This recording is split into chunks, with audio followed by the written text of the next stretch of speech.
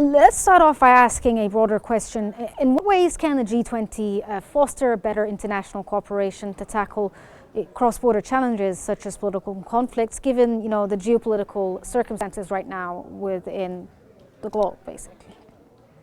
Right. Thank you for, first of all, for having me. This question is very pertinent, especially the times that we are seeing right now. We have a crisis in Middle East. We have a crisis ongoing in the Eurasia. At this juncture, the legacy that the Indian presidency of G20 has left behind is that if designed properly, G20 communiques can evolve from just summits where just talks happen and fancy dinners happen, but some core agendas can also evolve. So, New Delhi's presidency had shown us that before some failed attempts of G20 as well. G20 in general does not even have an office, right? So, it is not an institution of sorts with buildings, but the nature of the forum is that right now it is one of the highest representative bodies to ever exist, with more than 80% of GDP, world's GDP represented, more than two-thirds of the world population represented. So, in that order, there is no other forum that represents the entire world in an equitable fashion. That's why you also see in G20, the success of G20 forum, or what we call as summit diplomacy, is that the rise of the rest thesis that is pretty evident in international relations, which is the rise of the global south. The voice is being heard by the repeated troika that has been established right now, which is India, Brazil, and South Africa.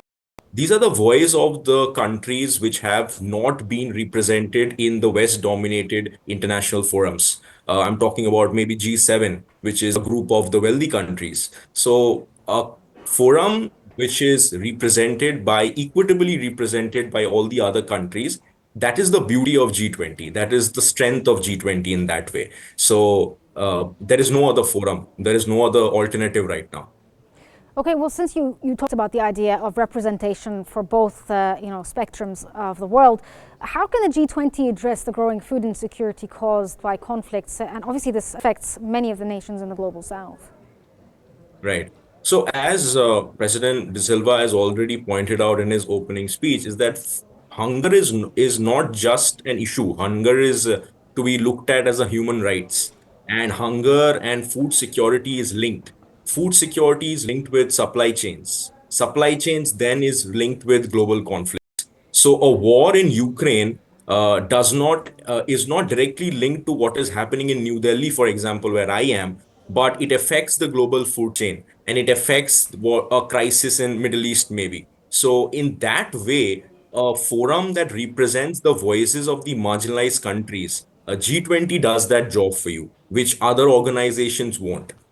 There is a criticism of Yes. G20 maybe also that it does not have teats. It does not have maybe law enforcement agencies. That can be a criticism maybe, but we can talk about that. Yeah. But mainly, as you've said, that the G20 is focused on the idea of a global economy. But there are also other topics up for discussion. What are the most critical issues that have dominated this year's G20 summit discussions? Right. So to contextualize the major issues of this presidency, the earlier presidency, because the beauty of G20 is also that it happens it has a troika fashion that happens. So continuity is a major agenda here. So in the past couple of G20 summits, you have already noticed maybe that the major themes have always been sustainability, green climate, financing, equitable distribution, debt vulnerabilities of countries. So these were already pointed out in the New Delhi Declaration as well. And a similar agenda has also been seen in the Brazilian presidency, where the major issues have been debt financing, hunger, poverty alleviation, and a very interesting one is taxation of the rich, which is one of the most controversial agendas in this presidency. Well, sir, you touched on the idea of sustainability and climate issues in general. So, what concrete steps should the G20 take to ensure some sort of meaningful progress when it comes to global climate change commitments, especially in heels of food insecurity? Obviously, climate change affects this. See, right now, the major agendas that are coming out is that the first meeting that will happen is on debt financing, which is one of the most important ones for marginalized countries. The next day, which is November 19th, some plenary sessions have been planned where discussions will happen on the basis of food and poverty alleviation programs. Uh, the commitment that New Delhi and Brazil always had was also that a level of global commitment is required if you need to solve the problem of world hunger. And this is also linked to our SDG goals also, which is linked to our 2030 goals, that this is something that cannot be solved by one country alone. So that's why a global consensus needs to come out.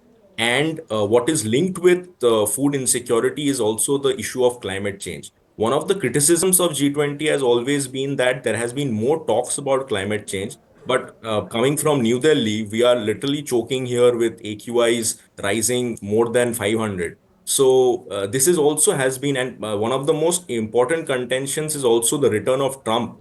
So when Trump has returned to the Oval Office, these agendas, will it hamper the kind of policies that Trump will come up with, is also something that needs to be taken care of in the future.